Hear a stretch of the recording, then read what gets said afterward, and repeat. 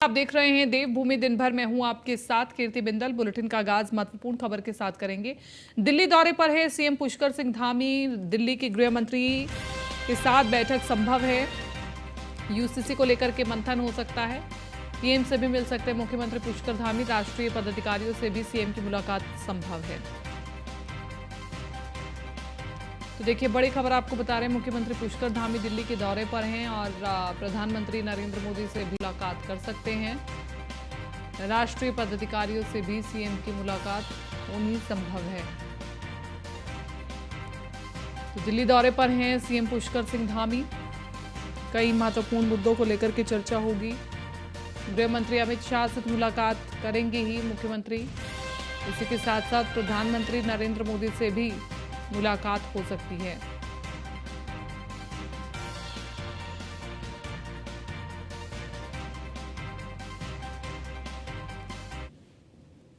आगामी लोकसभा चुनाव को लेकर के बीजेपी लगातार बैठक कर रही है और इसी के तहत सोमवार को बीजेपी ने प्रदेश मोर्चा की बैठक आहूत की। बैठक राष्ट्रीय महामंत्री संगठन बीएल संतोष ने ली और राष्ट्रीय महामंत्री ने संगठन बीएल संतोष ने प्रदेश मोर्चे के अध्यक्षों को दो टूक अपने अपने क्षेत्रों में गंभीरता से जुटने को कहा है। बीजेपी के 7 मोर्चों के अध्यक्ष महामंत्री प्रभारियों के साथ बीएल संतोष ने मीटिंग ली, जिसमें अपनी आगामी चुनावों की रणनीति से लेकर पार्टी में एकजुटता काम करने का मंत्र दिया गया। बीजेपी के अगस्त में होने वाले प्रोग्राम में सभी मोर्चे की अहम भूमिका और पार्टी से कार्यकर्ताओं को जोड़ने के लिए काम करने का दिशा निर्देश दिया है।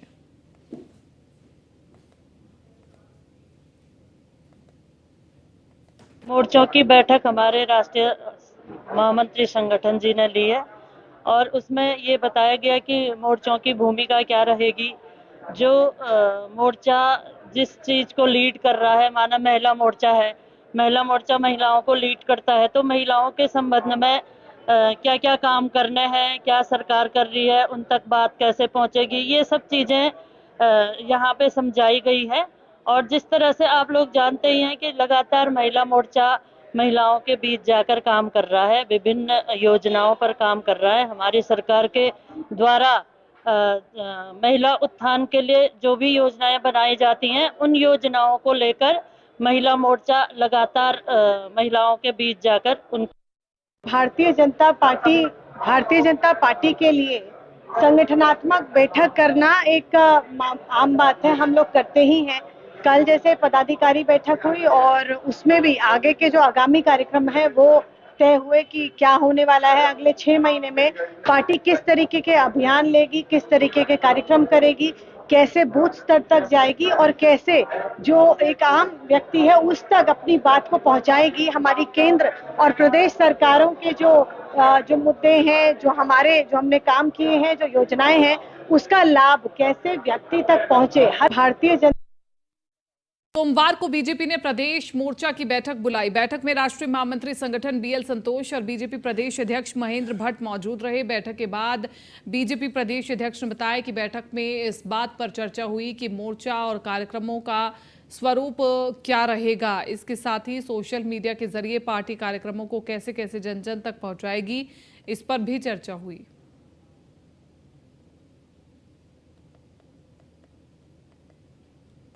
यहाँ पदाधिकारी की बैठक हुई, आगामी दिनों कार्यक्रम ने तय किए। आज उन कार्यक्रमों को निचले स्तर तक पहुंचाने के लिए मोर्चों की महत्वपूर्ण भूमिका होती है। मोर्चों का कार्यक्रम का स्वरूप क्या रहेगा, उस पर चर्चा हुई और बाद में सारे कार्यक्रमों का सोशल मीडिया से ले मीडिया तक उसको प्रभावी बने, तो सोशल मीडिया आईटी सेल की हमारी प्रवक्ताओं की हमारी बैठक थी। राष्ट्रीय महामंत्री संगठन जी का मार्गदर्शन को प्राप्त हुआ है। मुख्य रूप से लोकसभा के चुनाव में सभी कार्यकर्ताओं की भूमिका विजय की हमारी यहाँ देहरादून में बीजेपी की कोर कमेटी की बैठक हुई। ये बैठक बीजेपी के राष्ट्रीय महामंत्री बीएल संतोष की अध्यक्षता में हुई है, जिसमें प्रदेश प्रभारी दुष्यंत गौतम, सीएम पुष्कर धामी, प्रदेश अध्यक्ष महेंद्र भट्ट और तमाम वरिष्ठ पदाधिकारी शामिल हुए। बीजेपी की कोर कमेटी की इस बैठक में लोकसभा चुनाव 2024 को लेकर के महत्वपूर्ण चर्चाएं की गई। तो भाई क्या कुछ रणनीति तय की जानी है, इसको लेकर के भी विचार विमर्श किया गया। बीजेपी प्रदेश अध्यक्ष महेंद्र भट्ट ने बताया कि पिछले साल की तरह इस साल भी 13 से 15 अगस्त तक हर घर तिरंगा अभियान को बड़े स्तर पर चलाया जाएगा। इसके अलावा पार्टी के राष्ट्रव्यापी अभियान मेरा देश मेरी माटी की तर्ज पर उत्तराखंड में अमृत कलश यात्रा का आयोजन किया जाना है, जिसमें सभी शहीदों के आंगन और पवन धार्मिक स्थलों की मिट्टी को इकट्ठा किया जाएगा। 26 अगस्त से शुरू होने जा रही इस यात्रा को सभी जिलों के सभी ब्लॉक जिले और प्रदेश से दिल्ली तक आपसी कोऑर्डिनेशन के साथ आयोजित किया जाएगा। अमृत कलश यात्रा के तहत देश के प्रत्येक ब्लॉक से एक युवा और पूरा देश से 7500 युवाओं के माध्यम से दिल्ली में कर्तव्य पथ पर बनाई जाने वाली अमृत वाटिका के निर्माण में इस्तेमाल किया जाएगा। अगस्त माह के कार्यक्रम को स्वरूप देने का हम लोगों ने काम किया है। मुख्य रूप से इस वर्ष भी हर घर तिरंगा इस कार्यक्रम को फिर हम व्यापक विस्तार रूप में हम लेंगे।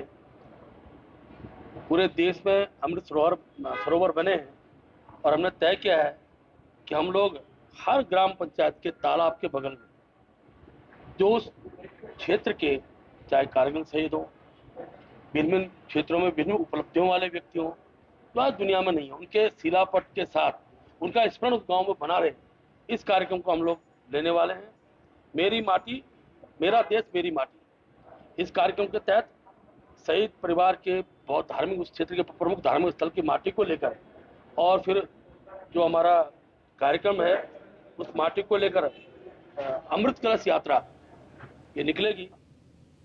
सूत्रों के हवाले से उत्तराखंड की आज की बड़ी खबर, खाली चल रहे संवैधानिक पदों पर जल्द ताजपोशी के आसार और बीजेपी संगठन और संघ के बीच इस विषय पर चर्चा पूरी।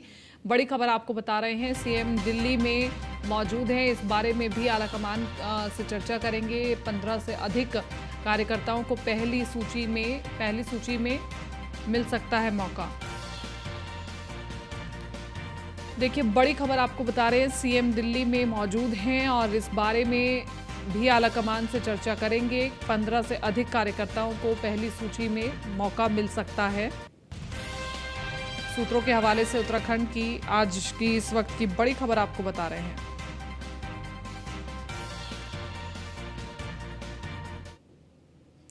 कांग्रेस के पूर्व प्रदेश अध्यक्ष गणेश गोदियाल ने कांग्रेस मुख्यालय देहरादून में प्रेस कॉन्फ्रेंस की। इस दौरान उन्होंने मुख्य 3 मुद्दों पर प्रेस को संबोधित किया। गणेश गोदियाल ने चमोली करंट हादसे के दोषियों को बचाने का आरोप उस सरकार पर लगाया। उन्होंने कहा कि सरकार ने अब तक चमोली हादसे के प्रभावितों को मुआवजा नहीं दिया है। जिस कंपनी ने 16 लोगों की जान ले ली, उनके खिलाफ कोई कार्रवाई नहीं होना चिंताजनक है। और उन्होंने Rishikesh Karnaprayag rail line project के लिए मुख्यमंत्री पर श्रेय लेने का आरोप लगाया है। उनका कहना है कि ये परियोजना कांग्रेस शासन काल की है। ऐसे में गौचर में कांग्रेस शासन में लगा शिलान्यास के पत्थर को ऋषिकेश रेलवे स्टेशन में लगाया जाए। वहीं उन्होंने चिकित्सा सेवा चयन बोर्ड की भर्तियों की जांच कराने की भी सरकार से मांग की है।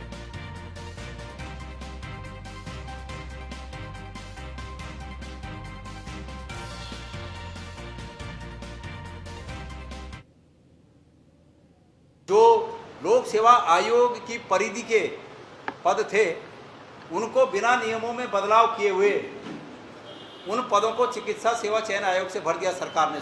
स्वास्थ्य और चिकित्सा मंत्रालय ने बिना नियमों में परिवर्तन किए उन पदों को वहां से भर दिया। और उसमें भी अब किंतु परंतु और तमाम क्वेश्चन आ रहे हैं कि किसी व्यक्ति को, चूंकि वो मंत्री का रिश्तेदार है, उसके कम नंबर आने के बाद भी उनको स्थान मिल गया है। और जिनसे नकल करानी है उनको कहा जाता है कि उसी में से 80% क्वेश्चन आएंगे, इस बात के पैसे लिए जाते हैं। ये तमाम बातें समाचारों में आ रही हैं जो कि चिंता का विषय है। जो लोक सेवा आयोग की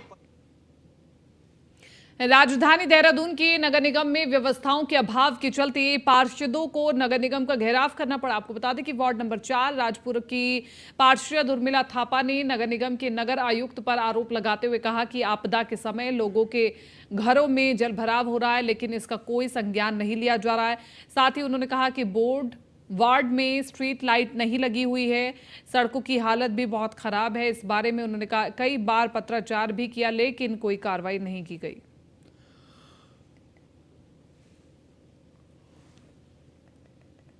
हमने ये जो है नाले खाले जो बंद कर दिए जा रहे हैं उसके ऊपर है। और जो लाइटें, स्ट्रीट लाइटें, हमें 4.5 साल से आश्वासन दिया जा रहा था अब नई लाइटें लगेंगी, अब नई लाइटें लगेंगी। हम भी जनता को आश्वासन देते देते थक गए हैं। साईं मंदिर के सामने कुछ एक दुकान नगर निगम की है। नगर निगम ने उसको इतना अपराधी प्रवृत्ति के लोगों को किराए में दिया हुआ है और उनका नगर निगम की जमीन में एक बहुत अच्छा खासा मकान है, उसके पीछे कमरा भी उन्हें किराए में अभी दे दिया गया है। तो ये नगर निगम किसकी अनुमति से और कौन से नियम के करना, और कौन सा ऐसा कानून है कि नगर निगम स्थानीय पार्षद को पता भी नहीं होता है। हमने लोकसभा चुनाव के लिए बीजेपी ने संगठन स्तर पर अपनी तैयारियों को तेज कर दिया है और इसके साथ ही पूर्व कैबिनेट मंत्री चंदन रामदास की मृत्यु के बाद उनके खाली पड़ी सीट पर अब उपचुनाव भी होना है। वहीं उपचुनाव के लिए कैबिनेट मंत्री सौरभ बहुगुणा को बागेश्वर जिले का चुनावी प्रभारी मंत्री बनाया गया। प्रभारी मंत्री बनने के बाद सौरभ बहुगुणा ने सरकार और संगठन का शुक्रिया अदा करते हुए कहा कि हमें पूरी उम्मीद है कि जितने वोटों से चंदन रामदास जीते थे, इस बार उससे भी ज्यादा वोटों से हम उपचुनाव जीतेंगे।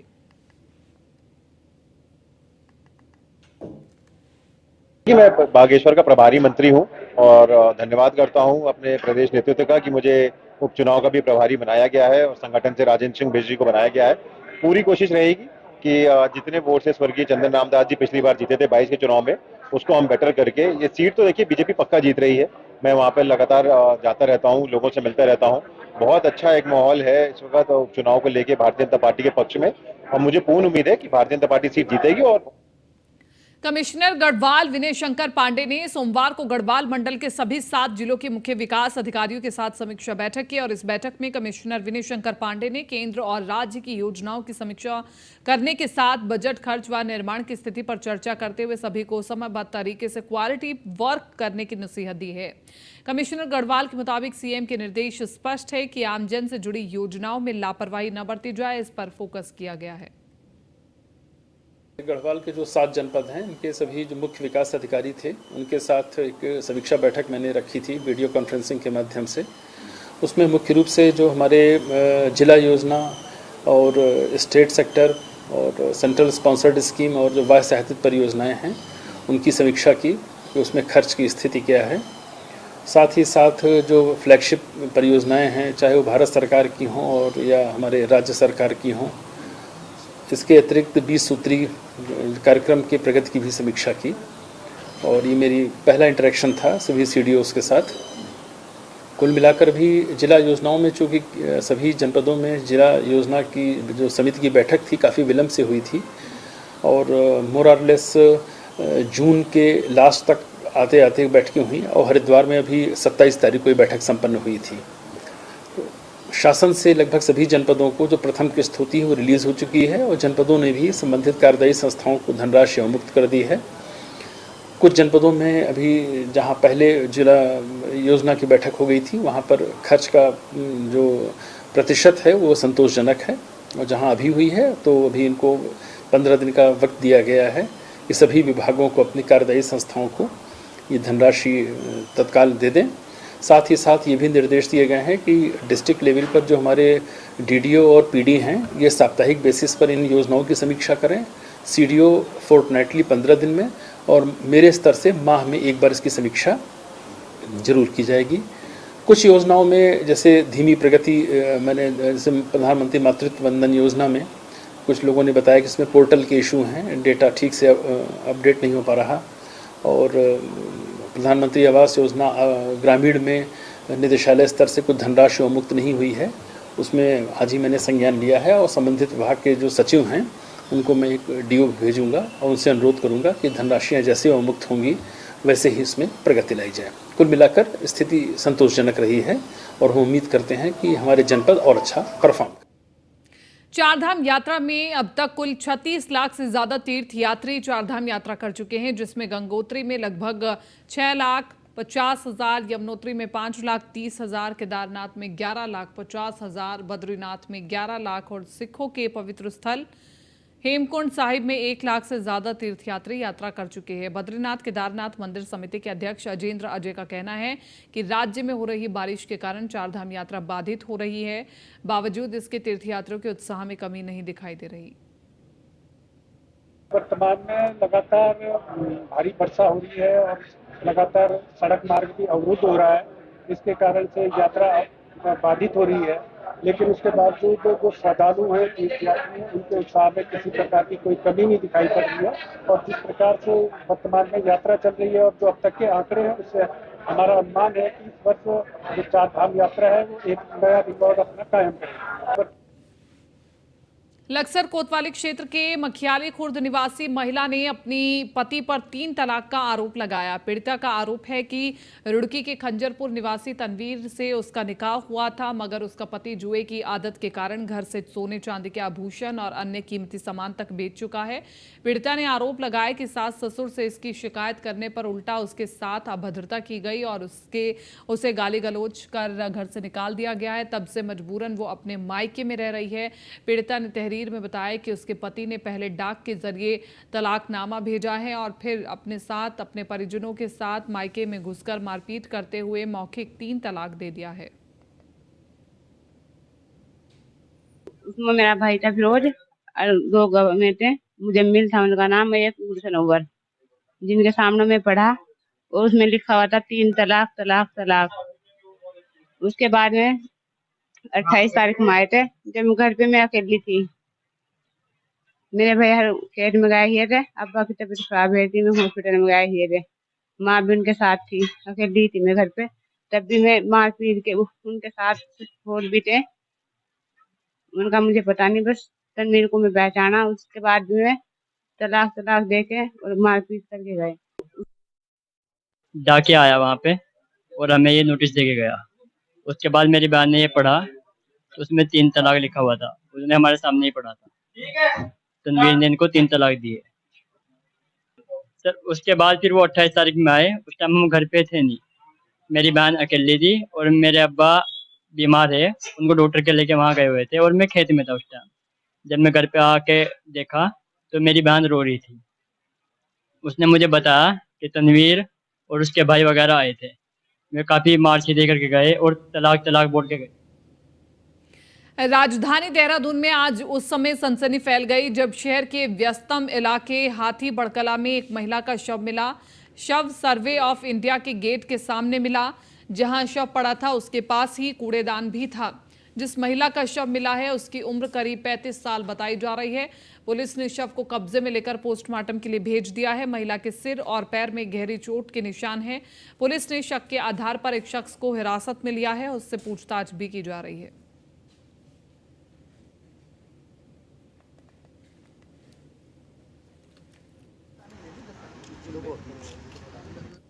देखिए, आज सुबह सूचना मिली थी थाना कोतवाली क्षेत्र अंतर्गत कालिदास रोड के पास सर्वे गेट के सामने एक महिला की डेड बॉडी मिलने की सूचना प्राप्त हुई थी। इस पे जो है हमारी थाना कोतवाली की पुलिस मौके पे गई है और बॉडी को कब्जे में लेकर के पंचायतनामा पोस्टमार्टम की कार्रवाई की जा रही है। इसके अतिरिक्त महिला की आइडेंटिफिकेशन के लिए देखिए आज सुबह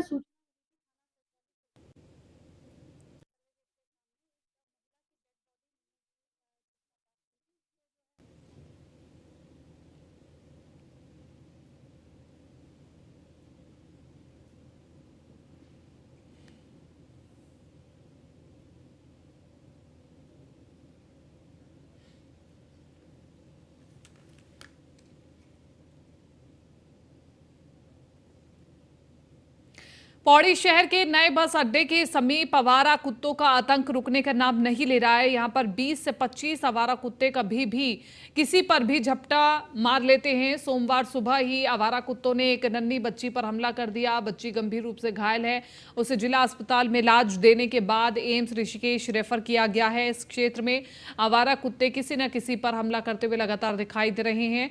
कुछ दिन पहले ही इन आवारा कुत्तों के झुंड ने 2 बकरियों को अपना निवाला बनाया था, जिसके बाद नगर पालिका में स्थानीय लोगों द्वारा इसकी शिकायत भी दर्ज कराई गई थी, लेकिन 1 हफ्ता बीत जाने के बाद भी इस पर कोई कार्रवाई नहीं हुई।